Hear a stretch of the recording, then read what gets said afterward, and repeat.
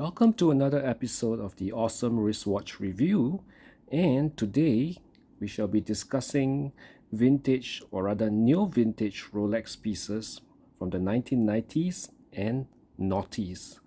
What we have here today on the left is the 16234 Datejust from the 1990s and the 15200 Oyster Date from the year 2000. Now, with prices of Rolexes, even entry-level Rolexes going at sky-high prices, why not consider a neo-vintage piece that possesses all the attributes of modern Rolexes, other than a change in construction, of course. The general principles are similar. For example, from the 1990s and the noughties, the case and bracelet construction is quite robust with the use of 904L steel. The hands and hour markers are made of 18 karat white gold, and the movements are, of course, the legendary 3135 movement. So it's really wonderful pieces with great interiors, great engines, as well as great exterior attributes as well. Now let's discuss these two pieces. Now, as we know, the Datejust 36 is in 36 millimeters, while the Date is in 34. But looking at them side by side, we can see that the lug length is very similar, thereby enhancing the size and the look of the Date. So the Date does not look extremely or considerably smaller than the Datejust. It looks kind of almost similar, but just a wee bit smaller. And that's because mainly of the fluting of the Datejust in 18 karat white gold that emphasizes the full width of the watch.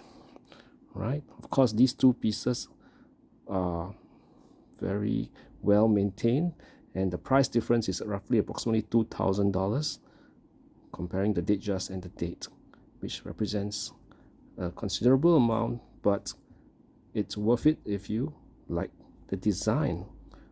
Right, now let's look at the key attributes of these pieces. As mentioned, the dial is fashioned, or rather the indices and hands are fashioned from white gold, so they sparkle brilliantly and they are extremely anti-corrosion resistant, so that's good.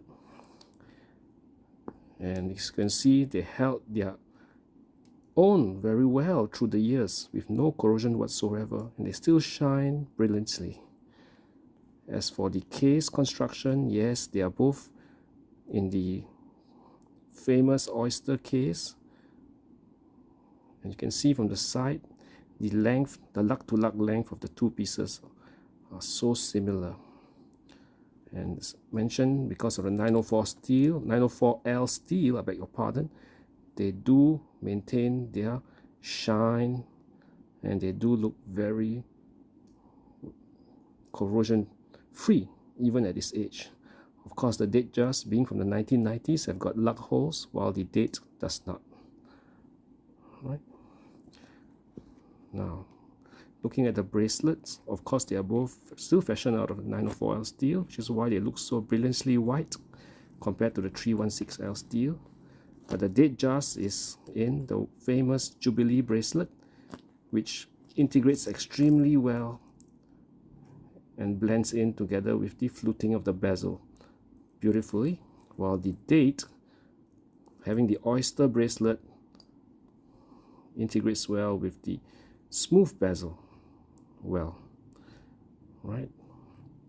Now, the clasp, of course, as we know, is fashioned from the infamous stamped steel, but make no mistake, even this stamped steel is made out of 904L steel, which is extremely robust, and hence you can see how well it is maintained even to this age, and I'm sure it will keep maintaining its integrity for years to come. Now, let's discuss the construction of the bracelet. Of course, the oyster bracelet lends itself to a better design merger with the clasp of the Date because of the shape and construction, whereas the Datejust comes to an abrupt and when it reaches the clasp over here. But that's no different from the current latest model as well, which has done away with the hidden clasp. Right?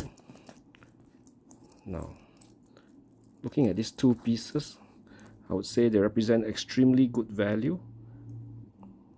They look beautiful, and let's see what they look like on the wrist. Now I have 6.5-inch wrist. Let me zoom this out.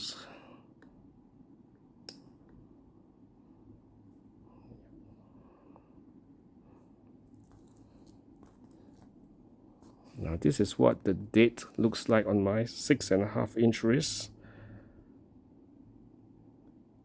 Because of the sunburst silver dial, it lends itself to be a very architectural, monochromatic look, right? A daily beater, if you will.